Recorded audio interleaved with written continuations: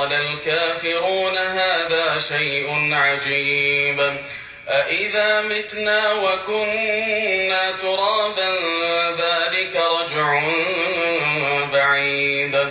قد علمنا ما تنقص الأرض منهم وعندنا كتاب حفيظ بل كذبوا بالحق لما جاءهم فهم في أمر مريج أفلم ينظروا إلى السماء فوقهم كيف بنيناها وزيناها وما لها من فروج والأرض مددناها وألقينا فيها رواسي وأنبتنا فيها من كل زوج بهيج تبصرة وذكرى لكل عبد منيب ونزلنا من السماء ماء مباركا فأنبتنا به جنات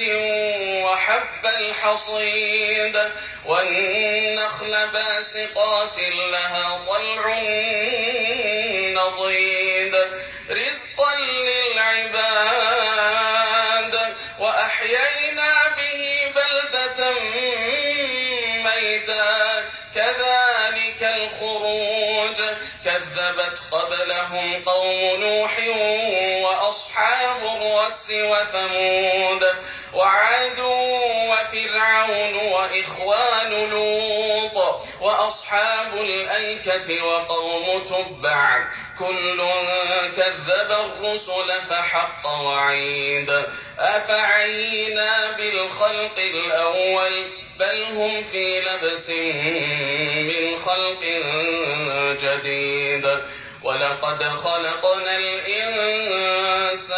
ونعلم ما توسوس به نفسه ونحن أقرب إليه من حبل الوريد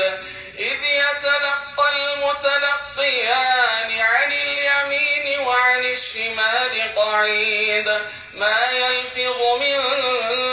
قول إلا لديه رقيب عتيد وجاءت سكرة الموت بالحق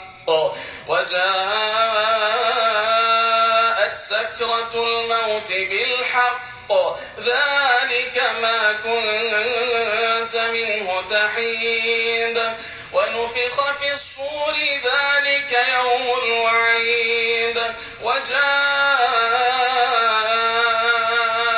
كل نفس معها سائق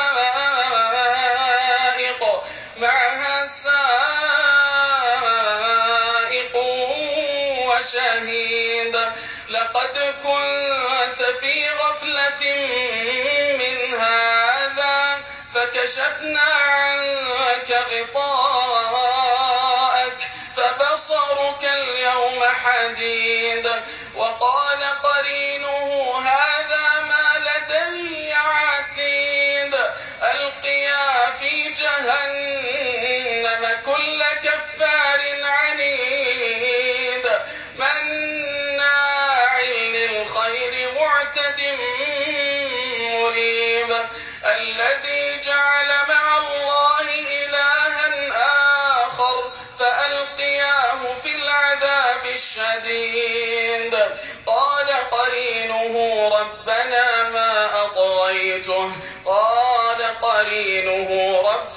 ما أطغيته ولكن كان في ضلال بعيد قال لا تختصموا لدي وقد قدمت إليكم بالوعيد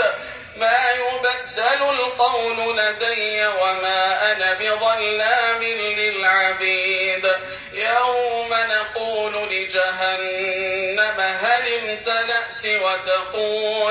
وتقول هل من مزيد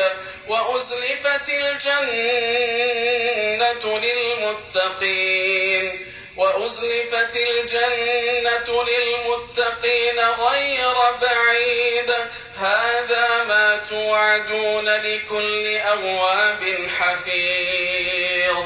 من خشي الرحمن بالغيب وجاء بقلب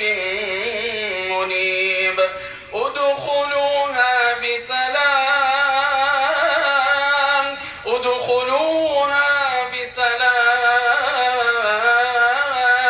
ذلك يوم الخلود لهم ما يشاءون فيها ولدينا مزيد وكم أهلكنا قبلهم من قرن هم أشد منهم بطشا فنقبوا في البلاد هل من محيص إن في ذلك لذكرى لمن كان له قلب أو ألقى السمع وهو شهيد